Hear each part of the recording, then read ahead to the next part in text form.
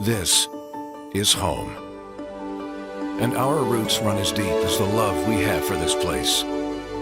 Owned by the same Cincinnati company for more than 70 years. And what matters to you matters to us. Thanks for joining us for WCPO 9 News. I'm Kristen Swilley. Here's a look at some of today's top stories. An 18-year-old is dead after an early morning shooting in Cheviot. Police identified the victim as Terrell Murrell. They say he was a guest in the blue house you see in the video there. A 17-year-old was also shot in the chest. He was taken to the hospital, has since been released. There is a third teen who was possibly 18 or 19 who was on the run, according to police. His father lives in the home and called 911 30 minutes after the shooting to say his son woke him up saying he was shot. They both left the home and at some point they separated.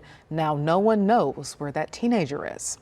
Police believe a house explosion this morning in Madeira was intentional. Police say evidence shows Gary Kuykendall caused the explosion. The chief says Kuykendall's wife called 911 around 1:30 this morning and said an intoxicated person is threatening to blow up the house with natural gas. When police showed up, they say the wife and son were outside safe.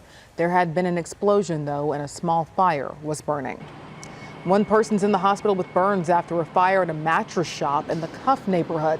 This was seen a couple of hours ago at Sleep Cheap Mattress. That's at the corner of West McMicken and Marshall Avenues. Officials say there was one other person inside who was not hurt. The fire department had extra crews on hand due to the heat. The cause of the fire is under investigation now. Raven? All right, everybody, still under an excessive heat warning until 8 p.m. today. The entire tri-state, so temperatures will be into the 90s. We're going to feel like we're into the upper 90s, low 100s for a lot of folks. Highs for today, 96 here in Cincinnati. Elsewhere, though, very similar to what we saw yesterday. So things aren't going to feel that much different. And then for tonight, we'll be into those mid 70s, 76 degrees for us. But we are going to cool off a little bit. But before we get there, still another hot day for Thursday and Friday before we get to some low 80s by the weekend.